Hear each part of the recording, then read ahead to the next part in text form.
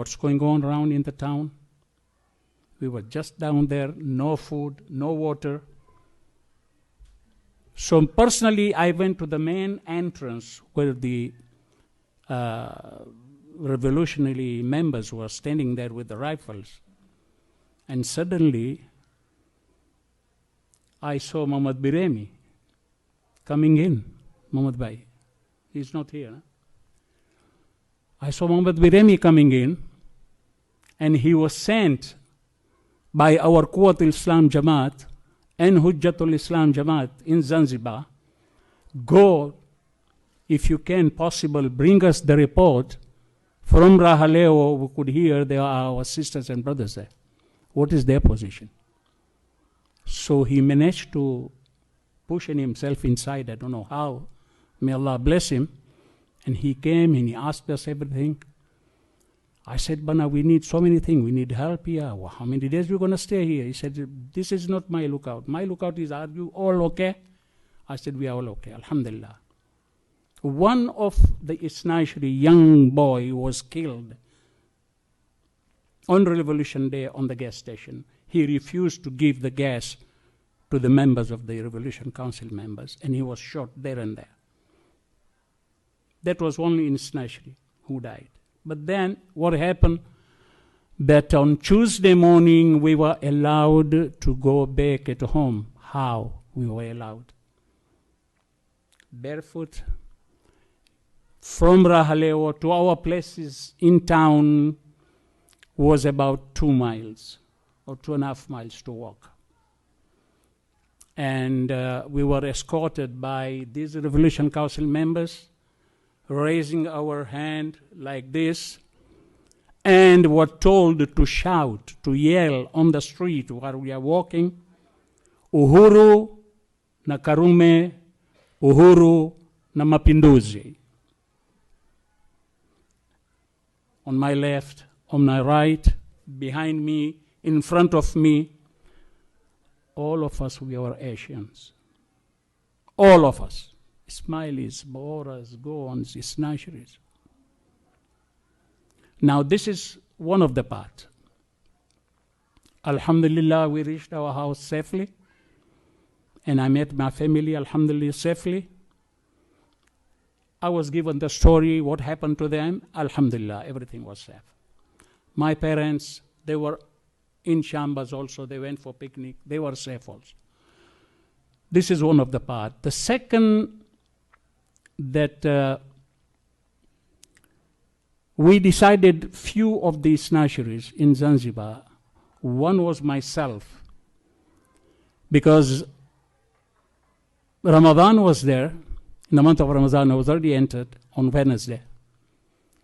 So we finished Ramadan, and I was the first person to leave Zanzibar and leave my family. We were 3 guys. We decided we throw our passport, British passport, let's go get any passport, but get out from this island.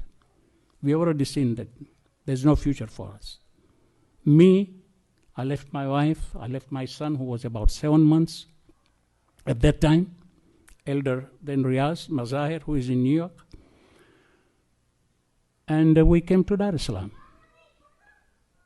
This was end of February, after Ramadan. We came to Dar es Salaam, and alhamdulillah, we were so many brothers there in Musafir Khana in Dar es Salaam. And we started looking for a job. Now, the question of refugees, when you come to say about refugees in Zanzibar, there were so many refugees from Zanzibar, but then they had their own means to leave Zanzibar after they were allowed by the government to leave. But there were some Africans of Zanzibaris who were supporting the Arab party, Isbu party.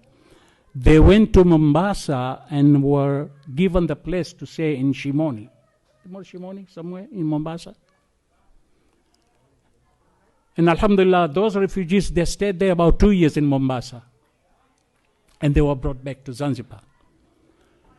But all of us Asians, we came to Tanganyika mainland after the union between Zanzibar and Tanganyika. I mean, so many of our people, they started moving from Zanzibar, coming out after April 26th, where there was a union between Zanzibar and Tanganyika. Before that, it was not possible to leave Zanzibar. When we come to the point, I'm sorry, Momini, I've got another, can I go through? I have two more to speak. Okay. We come to regarding the forced marriages in Zanzibar, where Karume gave order saying that all the Asians, Arabs, Iranian girls are going to be married by force unless the parents, they pay 55,000 shillings to the government. So it was a shock to the community, and the Jamaat of Zanzibar, Quwwatul Islam and Hujjatul Islam committee members, they sat together. They discussed about this at that time, what to do. The parents, they were worried.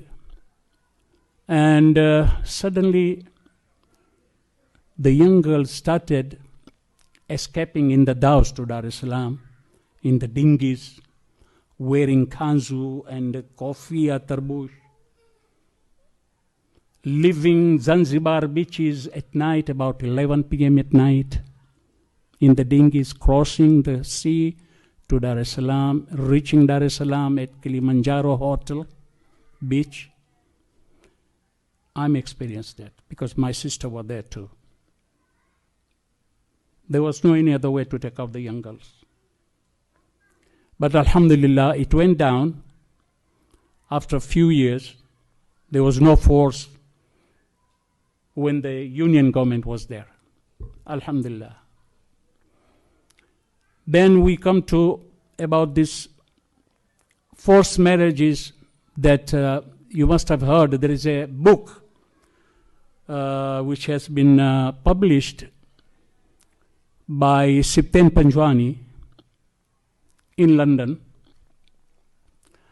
And the name of the book, this is regarding those 4 Persian girls. What happened, how it happened, who supported them, and who came to rescue them, and how they escaped, these young girls, to Nairobi, Iranian embassy. Reaching Iran, and alhamdulillah, now they are married, they are, alhamdulillah, they are safe and sound. But there is a book written on this point, and the book has been published by Sipten Panjwani, written this book by Marhum Fida Hussain Abdullah Hamir, at that time when he was a chairman of the Bilal Muslim Mission for so many years in Dar es Salaam. That book is available till today at Stanmore Jamaat Library at the rate of £2. Mu'minin can obtain from there. And the last but not the least, we come to the shooting at the Zanzibar Tazia Khana. It was 14th of Jamad al-Awwal night, Wafat night of Janabi Sayyida Fatima Zahra alayhi salam. And there were Mu'minin there, Azadars, about 30 to 40, at the Husseini Tazia Khana, Zanzibar, which is very popular, this Tazia Khana in Zanzibar. Until today, it is running there. Suddenly, at the helm of the Majlis, 2 African guys, one of them was a Revolution Council member who was carrying a weapon, shotgun. He entered from behind the door of Tazia Khana, and he saw about 30, 40 people there, quiet, listening to somebody who was on the chair reciting Majlis, not knowing what is going on, and he started yelling, saying, "You Wahindi mmefanya mkutano hapa kupindua serikali ya Zanzibar." Kwa hivyo, started shooting. Now, at the action of shooting, they were, killed inside. About 5 guys were killed inside Taziakana. Outside, they were wounded about 3 to 4. One of them was my father. He was wounded. Murtaza Ghulam Sir Rajbali Jafar, Mustafa Jafar's brother, Murtaza, he was wounded. And I have the names here of 5 those shaheed who were killed there at Zanzibar. And let me get their name. It was, one of them was Haji Muhammad Asar, Sayyid Abdul Muttalib Sayyid Hashim, Sayyid Agha Ali Asghar Sayyid Hussein, Haji Abdul Hussein Ramtillah Tijani, and a young boy of 12, 13 years old,